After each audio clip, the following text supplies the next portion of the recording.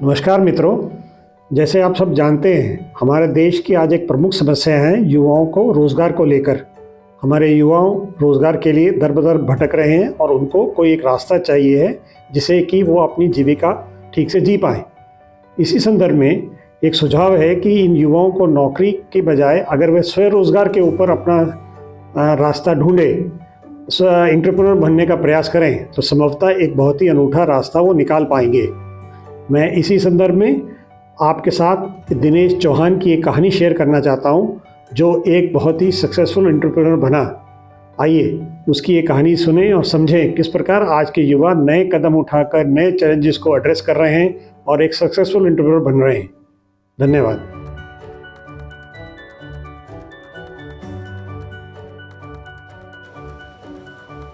मेरा नाम दिनेश चौहान है और मैं इंद्रौली गांव से हूँ और तहसील चकराता, जिला देहरादून, उत्तराखंड से।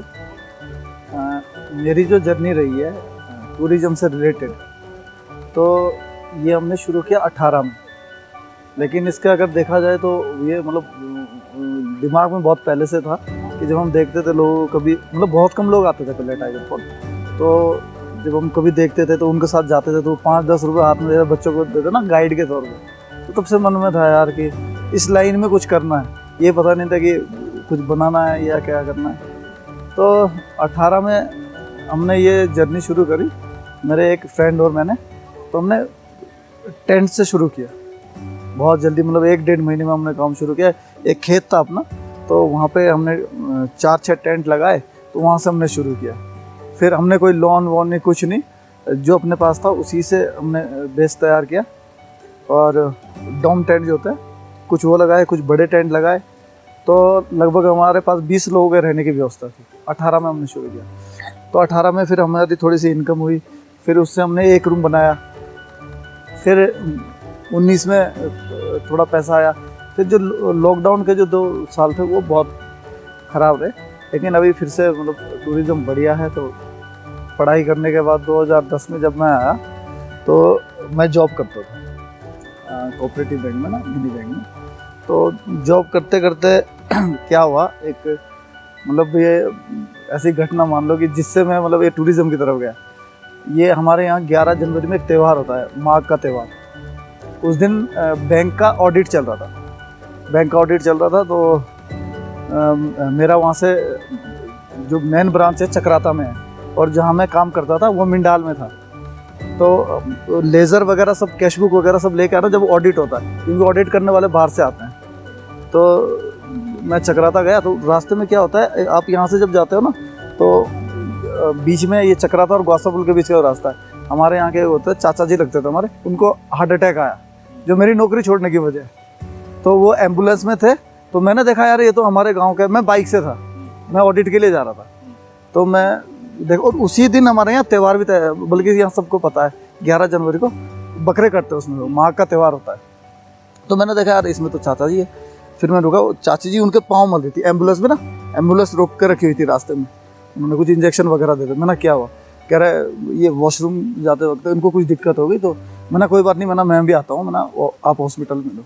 मैं गया, वो लेज़र वगैरह कैशबुक वगैरह जो थी, मैं ऑफिस में गया। तो मैंने बोला, सर हमारे यहाँ ऐसी एक प्रॉब्लम हो गई है, मेरे को जाना पड़ेगा उनके साथ, अर्जेंट है। तो हमारे जो सर होते थे है ना, तो उन्होंने कहा नहीं ऐसे नहीं जा सकते, आज तो ऑडिट है ये सो, और मेरे को पता है कि तुम्हारे यहाँ त्यौहार है, तुम त्यौहार के लिए जा रहे हो। और वहीं पे जो है ना, उन्होंने मना किया तो हमारी हाथापाई होगी, वो सर से मेरी हाथापाई होगी। और मैंने वहीं पे 2 मिनट के अंदर मैंने लेटर लिखा, रिज़ाइन किया। बाद में उन्होंने सॉरी बोला यार बेटा मत छोड़, मेरी वजह से तो अपना कैरियर क्यों ख़राब हो गया, मैंने अब तो लिख दिया। ऐसे करके फिर क्या हुआ कि जब मैंने 14 में ये रिज़ाइन किया, तो यहाँ पे एक बुरांस होटल है, वो हमारे रिश्तेदार है, वो उस समय होटल बना रहे थे। तो उन्होंने कहा यार तूने नौकरी तो छोड़ दी है, तो हमारा होटल देख ले कुछ टाइम। तो 3 महीने मैंने वहाँ पे करा। जब स्टार्ट किया, वो मैंने ही स्टार्ट कराया। तो मेरे को बहुत अच्छा काम लगा। एक तो लोगों से सीखने को बहुत कुछ मिलता, मन लगा इस काम में। और दूसरा कि बिजनेस ऐसा है कि भाई शाम को सुबह कैश आपके हाथ में। तो मेरे को लगा कि और इसमें इंटरेस्ट भी था। तो मैंने 3 महीने वो करके फिर सोचा मैंने थोड़े पैसे कमा दूँ। फिर मैं यहाँ से, ये आपका जो शिमला रोड है ना, वहाँ एक भाई थे अपने, उनके साथ कंस्ट्रक्शन का रोड था हमारे पास, एक डबल लाइन बनाना था उसको, तो उसमें भी लॉस खा के फिर आया। फिर ऑर्गेनिक खेती करी कि वहाँ से कमाऊँगा, फिर कैंप वगैरह रिजॉर्ट वगैरह बनाऊँगा।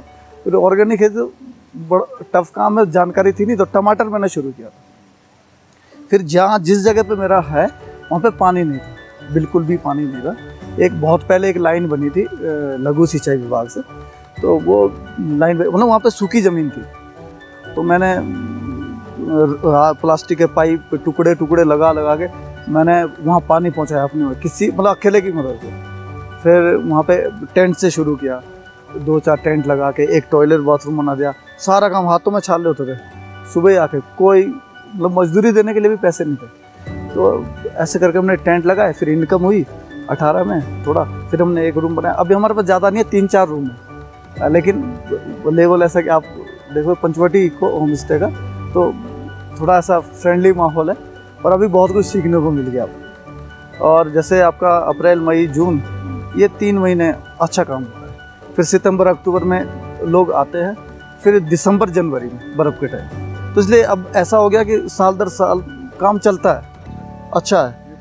हाँ, तो हमने कोई लोन वोन नहीं लिया, हमने बिल्कुल जीरो से। मैं बताऊँ, जिस दिन हमने जेसीबी वहाँ पे बुलाया था, रोड बनाया था नीचे, उस दिन अपने पास कोई पैसा नहीं, बस फ़ोन पे जानने वाले थे, तो उन्होंने बोला कोई नहीं तेल डलवा देना, तो तेल भी उधार डलवाए। तो ऐसे के घर वाले भी सपोर्ट में नहीं थे, कुछ नहीं। आज सब कुछ ठीक है। और सर लगभग अगर हम जैसे हमारे पास कम रूम है, तो मैं अभी देख रहा था 4-5 महीने का हमारा 8-10 लाख रुपए आराम से इनकम हो जाती है। और जैसे हमारे पास कम है, तो हम क्या करते हैं कि जो हमारे पास आया उसमें स्टाफ भी देखना है। अभी हम 3-4 लोग हैं, बाकी हम कुकिंग मैं खुद करता हूँ अभी भी।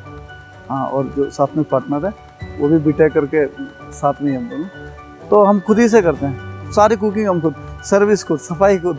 मतलब ये है कि हमने इतना ज़्यादा बेनिफिट नहीं लिया, क्योंकि होता क्या कि जो अपने पास इनकम आ रही है उससे हमें बढ़ाना, क्योंकि हमारे पास टेंट की एक लाइफ होती है।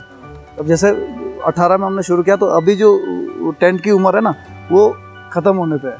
तो हम क्या करते हैं कि हमारे पास अभी मान लो कि 2-4 लाख रुपए बचा, तो उससे हम एक रूम तैयार करते हैं। टेंट तो आप 8-10 हज़ार से भी शुरू कर दो, लेकिन वो हवा से ना, मई जून में हवा बहुत होती है, तो उड़ने का खतरा रहता है। अच्छा टेंट लेते हो आप 60-70 हज़ार रुपये। हाँ, तो हमारे पास उसमें बेड लगेगा वगैरह, लाइट वाइट सब। टॉयलेट उसमें 2 तरह के आते हैं सर। एक फिर और लग्जरी आता है जिसमें टॉयलेट अटैच रहता है, पर वो हमारे पास नहीं है टेंट। एक होता है कि टॉयलेट हम 2-4 टॉयलेट ना बाहर बना के कॉमन, तो 2-3 टेंट का उस साथ में।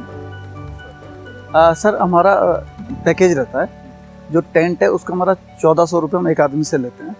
उसमें आपका वेज नॉन वेज डिनर और ब्रेकफास्ट, हाँ ये रहता है। जैसे रूम्स का यही बढ़ा के 1700-1800 ये रहता है पर हेड। सर आगे का जो सोचना है, एक तो यहाँ पे जो लोग आते हैं ना, तो अभी चक्राता को मतलब हम काम करें, हमें खुद को ही नहीं पता कि चक्राता में है क्या क्या। अभी क्या होता है कि लोग आते हैं कि टाइगर फॉल, मोइला टॉप, 2-3 चीज़ें देख के और चले जाते हैं। लेकिन यहाँ पे एडवेंचर के लिए बहुत सारे ऑप्शन हैं। जैसे ट्रैक, यहाँ पे बहुत सुंदर सुंदर ट्रैक है। आप तो मतलब पहाड़ के बीच में ही आप देख रहे हो कि जैसे मैं बाहर भी अब मैंने जाना शुरू किया, कोई ट्रैक करता हूँ तो उससे अच्छे ट्रैक है। लेकिन अभी लोगों ने शुरू नहीं किया, तो मेरा जो अपना मानना है तो कि यहाँ पे एडवेंचर हो, जैसे एक्टिविटीज़ के लिए बहुत सारे जो इक्विपमेंट वगैरह रखते हैं वो रखें, लोग ये काम शुरू करें। और दूसरा ट्रैकिंग पे ज़्यादा फोकस करें ताकि उस तरह के लोग आएँ। सर यहाँ पे जो ऊपर के जो जितनी भी पिक्स है ना, ऊपर वाली, जैसे देवन हो गया आपका, डागुर हो गया, और इधर एक सामने पता जंदूरी टॉप पड़ता है, तो वो यहाँ से जो ये टाइगर फॉल वाला एरिया यहाँ से शुरू कर सकते हैं। लेकिन अभी तक कराया नहीं है किसी ने। मुंडाली है जो हम लोग ट्रैक कर सकते हैं, अच्छे ट्रैक है।